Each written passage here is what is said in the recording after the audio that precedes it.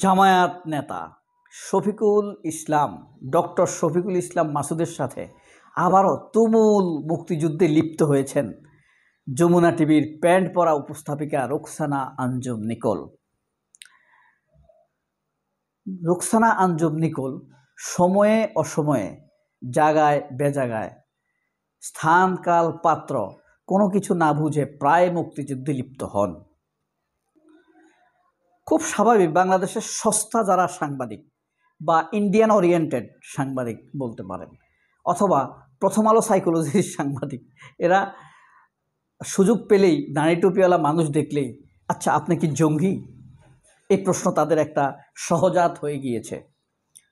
অথবা কোনো রাজনৈতিক ইসলামী ভাবাপন্ন কোনো রাজনীতিককে দেখলেই আপনি কি ৭১-এর জন্য ক্ষমা চাইবেন, এই দুটি সস্তা প্রশ্ন তাদের থাকবেই। অথচ এই দুটি প্রশ্নই তাদেরকে ধীরে ধীরে সাংবাদিকতার মানদণ্ড থেকে নিচে নামিয়ে দিচ্ছে। সময় কাটাবার জন্য হোক অথবা আমন্ত্রিত অতিথিকে উত্ত্যক্ত করার জন্য হোক, তারা এই দুটি প্রশ্ন করে। একইভাবে রোকসানা আঞ্জুম নিকোলের এই অনুষ্ঠানে এই দুটি তাদের প্রশ্ন করতেই হবে। এখন সর্বশেষ রোকসানা আঞ্জুম নিকোল গত 21 জুলাই শফিকুল ইসলাম মাসুদের সাথে মুক্তিযুদ্ধে লিপ্ত হয়েছিলেন। ঠিক প্রতিবারের মতো এবারও রোকসানা আঞ্জুম নিকোলের রেফারেন্স বা সহযোগী হয়েছেন আগের মতো ফ্যাসিবাদের যারা সহযোগী, ছাত্র ইউনিয়নের মেঘ মোল্লার বসু, যে লাল সন্ত্রাস হিসাবে পরিচিত, লাল সন্ত্রাসের ডাকও দিয়েছিল সে কিছুদিন আগে, অর্থাৎ জানুয়ারি অথবা ডিসেম্বর মাসে। সেই মেঘ মোল্লার বসুরই রেফারেন্স দিতে হয়েছে রোকসানা আঞ্জুম নিকোলকে। রেফারেন্সটা কি, কোন ক্ষেত্রে দেয়া হয়েছে? আপনারা জানেন 19 জুলাই জামায়াত ইসলামের আয়োজনে সারা দেশব্যাপী এক উৎসব ঢেউ বয়ে গিয়েছে সোহরাওয়ার্দী উদ্যানে।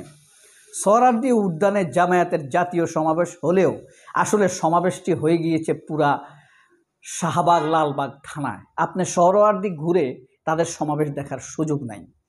এই সমাবেশ হয়ে গিয়েছে সেই শাহবাগ থেকে শুরু করে দোয়েল চত্বর, ফুলার রোড, হয়ে গিয়েছে লালবাগ, মিটফোর্ড, গুলিস্তান, এদিকে মৎস্য ভবন, প্রেস ক্লাব, কাকরাইল, তাবলিগ মসজিদ, রমনা।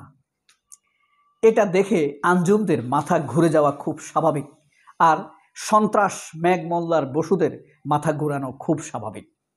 এই মেঘ মোল্লার বসুরা আর তাদের রাজনৈতিক বড় বোন রোকসানা আঞ্জুম নিকোল, খালেদ মহিউদ্দিন, এরা সবসময় তাদের তালেই প্রশ্ন করে। খালেদ মহিউদ্দিনকে প্রশ্ন করেছে রোকসানা আঞ্জুম নিকোল যে আপনারা যত কিছুই করেন, যত বড় সমাবেশই করেন, আপনাদেরকে সোহরাওয়ার্দী উদ্যানে কোনোভাবেই সমাবেশ করার অনুমতি দেয়াটা ঠিক হয়নি সরকারের। এ কারণে সরকারকে প্রশ্ন ছুড়ে দিয়েছে লাল সন্ত্রাস মেঘ মোল্লার বসু, হাসিনার দালাল, স্বৈরশাসক খুনির দালাল, ছাত্রলীগের গুম, খুন, হত্যা, ধর্ষণের রাজ সাক্ষী করা উচিত এদেরকে।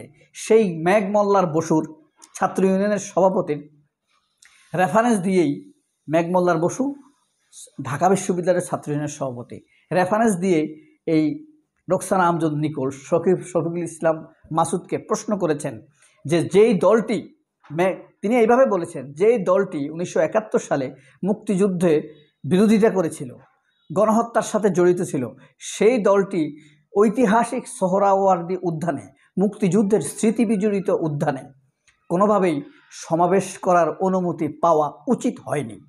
এটা বলেছে কে? মেঘ মোল্লার বসুর রেফারেন্স দিয়েই বলেছে নিকোল। অর্থাৎ নিকোল তো এখন শফিকুল ইসলাম মাসুদকে বা জামায়াতের কোনো লোককে বা ইসলামপন্থী কোনো লোককে এই প্রশ্ন করতেই হবে। তবে হ্যাঁ, একটা কথা বলে রাখি, এই পরিস্থিতিতে যদি জামায়াত না থাকতো, ধরেন আওয়ামী লীগ পালিয়ে গেছে, অন্য কোনো দল, বিএনপি থাকতো, তাহলে এই প্রশ্ন বিএনপিকেই করতো নিকোল। কেন করতো? কারণ হলো এই প্রশ্ন আপনি যাকে করবেন তার বিপরীত শক্তিগুলো শক্তিশালী হবে, মনোবল পাবে। এই প্রশ্নের উত্তর দিয়েই তারা আওয়ামী লীগকে ফিরিয়ে আনতে চাইবে, শেখ মুজিবকে ফিরিয়ে আনতে চাইবে। আর শেখ মুজিবের সেই ছাতার নিচে ধীরে ধীরে হাসি মুখে এসে দাঁড়াবে হাসিনা, আর কায়েম করবে ফ্যাসিবাদ। আর তার সামনে রাও রাও ঘেউ ঘেউ করে আওয়াজ তুলবে এই নিকোলেরা, খালেদ মহিউদ্দিনেরা, এই প্রথম আলোর মতিরা, এরা ধীরে ধীরে তখন হাসিনার আঁচলের নিচে এক হতে থাকবে, সেই আশায় তারা এই প্রশ্ন করে যায়। তবে হ্যাঁ, মুক্তিযুদ্ধে প্রশ্ন করার পর গোপাল ভাঁড়ের মতোই, গোপাল ভাঁড় তো পুরুষ ছিল, নিকুল তো মহিলা, ভাঁড়ি গোপাল ভাঁড়ির মতোই সে আবারও প্রশ্ন করেছে, ৭১-এর মানবাধিকার লঙ্ঘনের সাথে আপনারা যে জড়িত ছিলেন সেই বিষয়ে আপনারা প্রশ্ন কেন এখন পর্যন্ত পরিষ্কার অবস্থান বলছেন না? আচ্ছা, একই বিষয় নিয়ে পরিষ্কার অবস্থান আর কত করবেন? তখন শফিকুল ইসলাম মাসুদ উত্তর দিয়েছে যে জামায়াতের যুদ্ধাপরাধ মানবতা বিরোধী অপরাধ প্রমাণিত নয়, নাম্বার 1। দ্বিতীয়ত হলো জামায়াতের যেই সব নেতাদেরকে ফাঁসি দেওয়া হয়েছে আন্তর্জাতিক মানদণ্ডে এইসব বিচারকে প্রশ্নবিদ্ধ করা হয়েছে। এবং আরেকটি ব্যাপার হলো এটিএম আজহারুল ইসলাম ভাগ্যবান তেজস্বী নেতা, এটিএম আজহার যে মুক্তি পেয়েছেন সেই জিনিসটি কি প্রমাণ করে না যে জামায়াতের বিরুদ্ধে অভিযোগগুলো মিথ্যা ছিল? এই বিষয়টি যখন করেছেন, যে উত্তর দেওয়ার পর শফিকুল ইসলাম মাসুদ বলেছে আমাদের সামনে যাওয়া উচিত, তখন নিকোল বলে আমি আরেকটু পিছে যেতে চাই। নিকোলদের পিছে যাবার এত ইচ্ছা কেন? পিছে দাঁড়াবার এত ইচ্ছা কেন? পিছনে খেলার তাদের এত টার্গেট কেন? আর মেঘ মোল্লার বসু কে, যে মেঘ মোল্লার বসুর কথা ধরে রেফারেন্স দিতে হবে? এই মেঘ মোল্লার বসুর প্রশ্নই হলো ছাত্রলীগের প্রশ্ন, মেঘ মোল্লার সন্ত্রাসী ছাত্রলীগের প্রশ্ন। এই মেঘ মোল্লার বসুর প্রশ্নই হলো এই আওয়ামী লীগ সন্ত্রাসী নিষিদ্ধ আওয়ামী লীগের প্রশ্ন। এটা এখন আওয়ামী লীগ তাদেরকে দিয়ে বলায়। যদি মেঘ মোল্লার বসু যদি পলাতক থাকতো তাহলে নিকোল কার রেফারেন্স দিত বলেন তো? তখন নিকোল নিজের রেফারেন্স দিয়েই করতো, কারণ নিকোল ও মেঘ মোল্লার বসু ছাত্রলীগ করা মহিলা, ডেসপারেট, উলঙ্গ, উশৃঙ্খল এই মহিলার স্থানকাল পাত্র ভেদে প্রশ্ন করার যেই কাণ্ডজ্ঞান তার মধ্যে এটি নেই। এর আগে তিনি বিএনপির এক নেতাকে প্রশ্ন করেছিলেন হাসিনা পালানোর পর, যে বিএনপির নেতা কুমিরের চামড়া দিয়ে জুতা বানিয়েছে, আওয়ামী লীগের নেতা বিএনপির নেতা কি বানাবে কিনা? বিএনপি আওয়ামী লীগ আয়নাঘর বানিয়েছে, বিএনপি কি হাওয়া ভবন আবার করবে কিনা? আচ্ছা, হাওয়া ভবন আর আয়নাঘর কি এক হলো? হাওয়া ভবন একটা রাজনৈতিক কার্যালয়, হাওয়া ভবনের বিরুদ্ধে কোনো অভিযোগ প্রমাণিত নয়, আর আয়নাঘরের বিরুদ্ধে তো অভিযোগ প্রমাণিত, আন্তর্জাতিক জাতিসংঘ স্বীকৃত। এই অসভ্য বেয়াদব নিকুলকে আপনি কি বলে সাব্যস্ত করবেন? তার পিতামাতার সমস্যা, নাকি তার অতীত বয়ফ্রেন্ডের সমস্যা, না তার স্বামীর সমস্যা, না তার মানসিক সমস্যা, নাকি সে যে স্টেশনে কাজ করে সেই স্টেশনের সমস্যা? এটা কিন্তু বুঝে নিতে হবে। এই কারণে